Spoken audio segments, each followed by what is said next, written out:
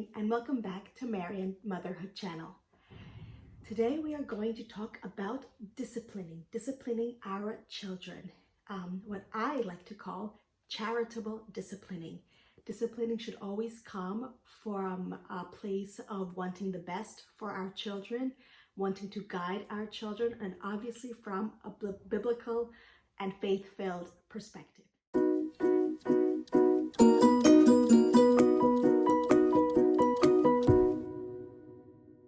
I'd like to open with a Bible verse. It's Proverbs 22 verse 6, and it says, "Train up a child in the way he should go. Even when he is old, he will not depart from it." So clearly, the Bible does talk about the importance of guiding our children and disciplining our children. So today, I'd like to share with you 10 tips, 10 ways that I guide and discipline my children. Okay, so number one is remembering that discipline is an act of love. If you like, it's an act of tough love. I think many times we as parents, as mothers, maybe shy away from really strictly disciplining our children because we fear that our kids won't trust us, they won't like us, they won't confide in us. But I think it's very, very important. Even the Bible instructs us to guide and discipline our children. And I think it is important to remember that children crave boundaries. They need limits. They need someone, their parents, to tell them what's right from wrong. And in that way, we are giving them that security that they need. Discipline gives them security. But again, also, just remembering that for children, as they get older, having parents who make that effort to really care for them in that tough love kind of way really shows children that you worry about them and that you are willing to teach them the truth and right from wrong and discipline them for their sake. Two is knowing your children's love language. I talked about this in a previous video when I talked about knowing your husband's love language. There's a book called The 5 Love Languages. We all feel loved in a specific way. We all feel appreciated in a specific way, and that goes for our children also. And understanding how each child feels loved, feels appreciated, feels connected, feels valued is very important also, because as they grow, knowing and observing your child's love language and then acting upon that, I think is so, so important. For example, my almost 4-year-old, his love language is quality time. He loves just spending 10 minutes, 15 minutes with mommy, with daddy, playing with his dinosaurs, reading books, helping me around the house, following me around the house, helping me, feeling like he's contributing and helping mommy. He just loves quality time with his parents. My almost 3-year-old, she is very affectionate. She loves cuddles. Sometimes when she's a little bit flustered or not in a good mood, she says, "Mommy, can you hold me just for a little bit, please? Can you hold me?" And that's what she always asks for. She needs those cuddles, those hugs, touching and connecting in that way. And then my 1-year-old, I don't know yet what her love language is, but I think it's so, so important to observe and know and learn what your child's love language is. And then a third thing that I always keep in mind, it sounds kind of not that important, but I always want to annoy my children by hugging them too much or kissing them too much, then not enough. So I just always keep that in mind. It's very simple, but I know that I'd rather them think, oh, mom is so annoying with so many hugs and kisses, than not having kissed and hugged them enough. 4 is believing my kids. I think if something happens between my two children and I wasn't there to see what exactly happened, and I ask my son, did you do this? And he says no, believing him and not saying, are you sure? Or are you telling the truth? And immediately doubting him, or my children in general, because they are aware of that and they realize mom doesn't believe me. And so, I mean, unless you were there to witness a specific situation, I don't assume that it was or my daughter or my son's fault in something. I ask them both, and I believe them. I believe what they tell me. Obviously, sometimes if I actually did witness something, like someone broke something and I know who it was, I also do ask them just to see their personalities come out. But I think it's important never to assume, maybe because, for example, my daughter is a little bit more of a troublemaker than my son. But that doesn't mean I should automatically assume that it's going to be her, because that can hurt her feelings and that can mark her. But I think that's a huge part of building trust. Okay, so no mother is perfect, no parent is perfect. And so if and when I do freak out too much at my children, or overreact towards my children, or yell at my children, we always apologize. I think apologizing and saying sorry to your children is so important and is such an example for them. So in our household, sorry is a very common word. We're always apologizing.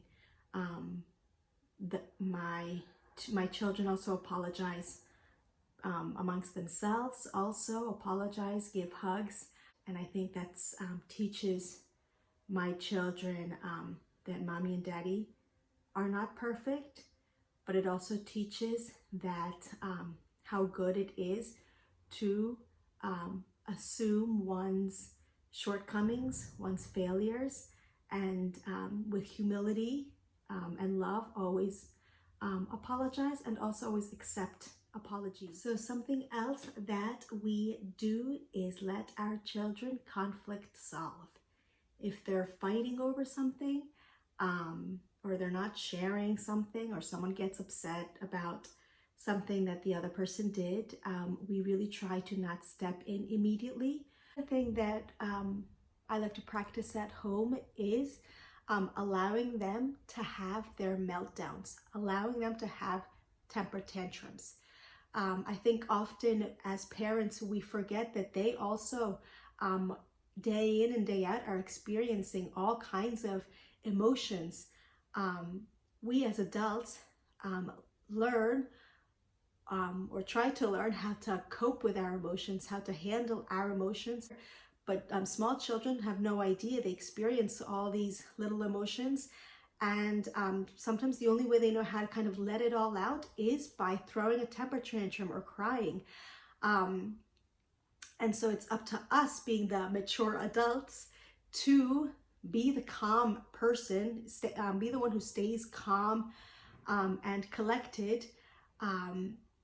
However, I think it is important to note that I let my children temper tantrum, but that doesn't change the decision I had made. For example, if my son wants to watch 5 more minutes of his favorite show and I say no, and he decides to yell and scream, he can yell and scream, but the decision is still no. So, I even tell them, sometimes when I'm really at my wit's end, I say, stop crying. But most of the time, I tell them, you can cry, that's okay, but the answer is still the answer. But this is still my decision. And then eventually they'll just let it all out, and then they move on to the next thing. if they cry over small things, which children normally just cry over small things, I do say it's not necessary. You don't need to cry over this. However, if you want to cry, cry, but the decision has still been made.